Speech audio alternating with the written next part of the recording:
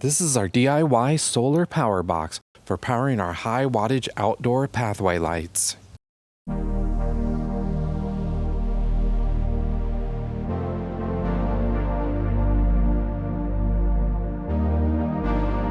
The heart of the system is a 12-volt, 50-amp LiFePO4 battery that can run nightly for at least 12 hours, powering extremely bright, high-powered RGB LEDs that blows away those dim solar-powered lights. And even better, the colors and patterns are all completely customizable for different seasons. I'll take you through the entire process from selecting the right components to installing and building beautiful outdoor lighting.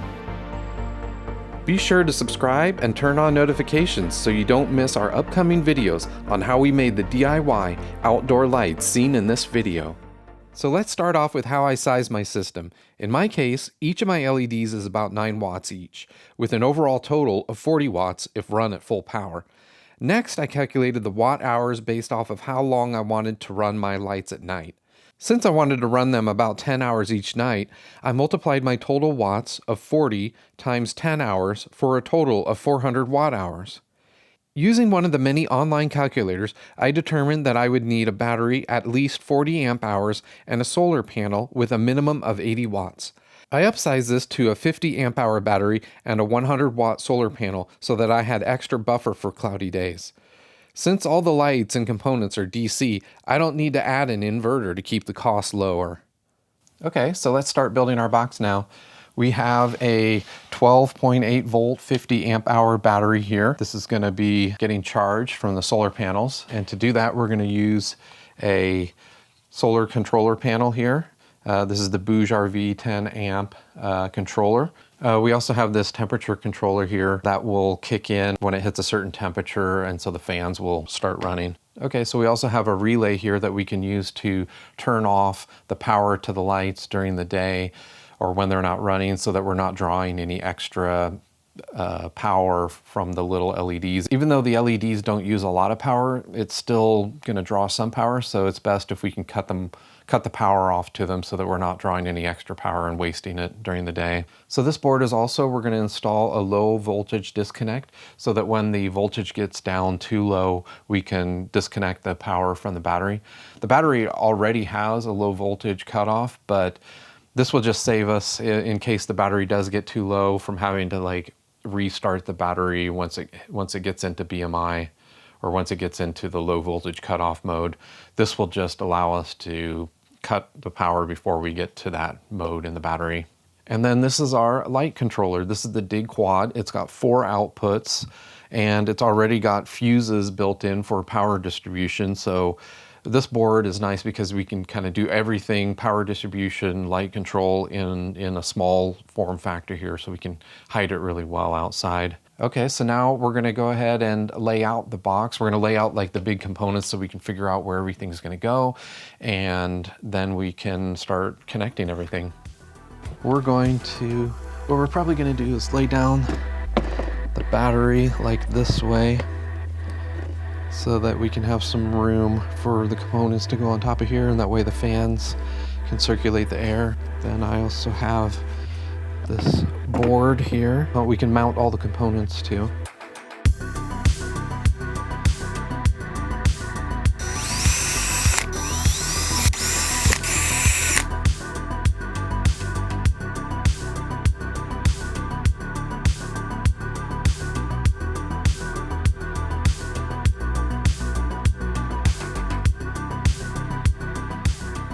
Okay, so now that we have everything mounted to the board, we can go ahead and start sizing our wires, measuring the lengths that we need between the different components here, so that we can start testing everything and checking all the settings on all of it. So yeah, let's get wiring everything together here now.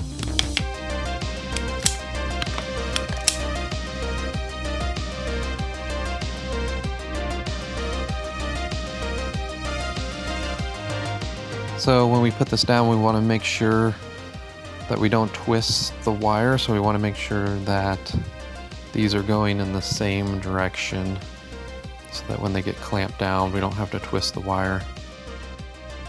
Also, I recommend testing each component individually and setting up the different settings like the low voltage cutoff, temperature for the fans to kick on, etc.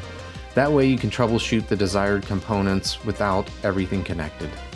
Now we can start connecting the wires from the battery to the charge controller and the other components. As a note, always connect the battery to the charge controller before you connect any solar panels.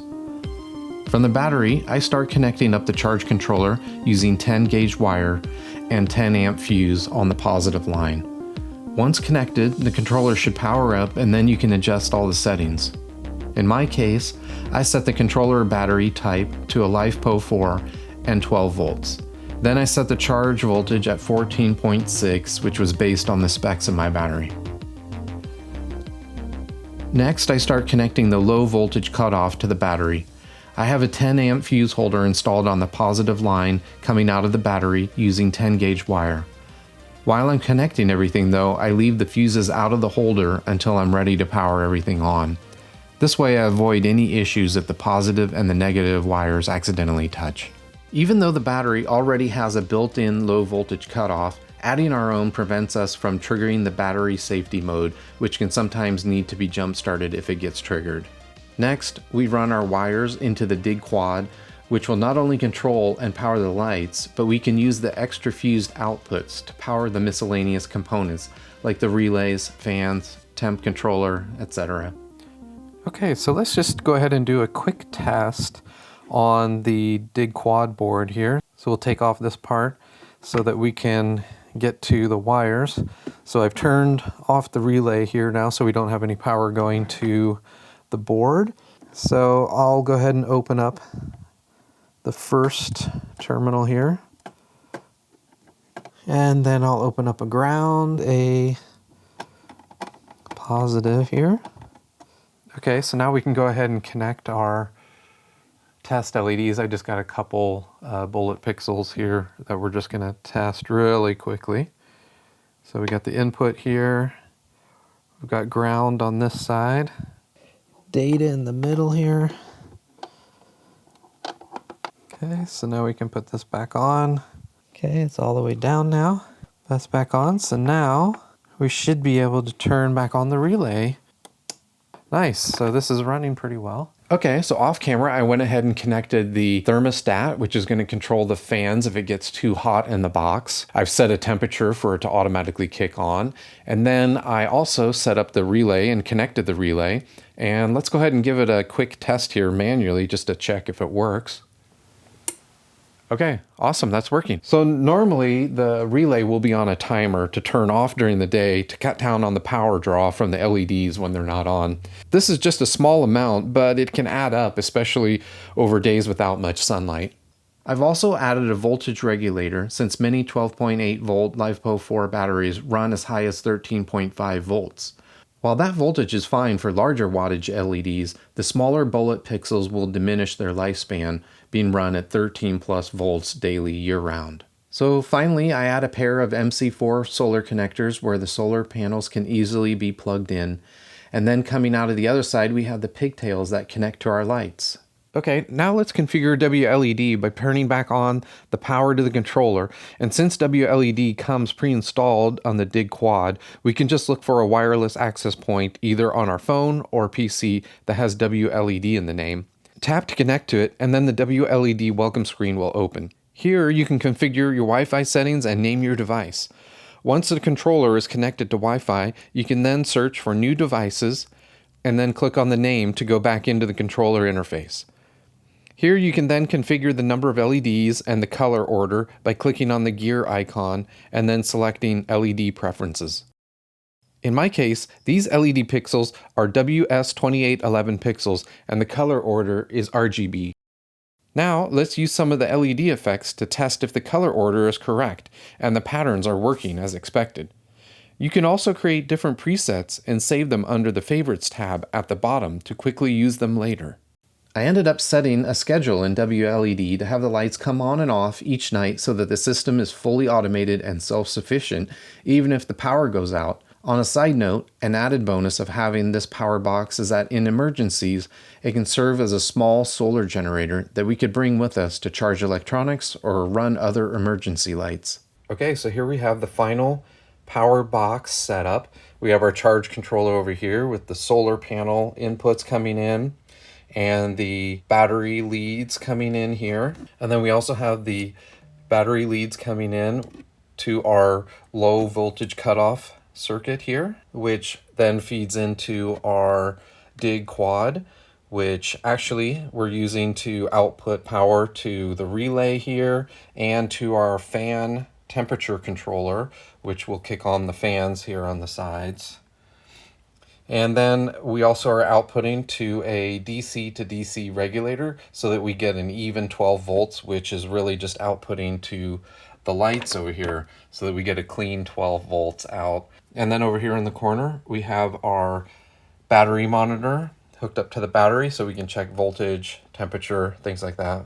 Please subscribe and turn on notifications so you don't miss our upcoming videos on how we made all the DIY outdoor lights seen in this video, like the 3D printed pathway lights and the DIY Philips Hue Callas for only $20. Okay, now that we have everything built and set up, let's just take a look at the power box in action.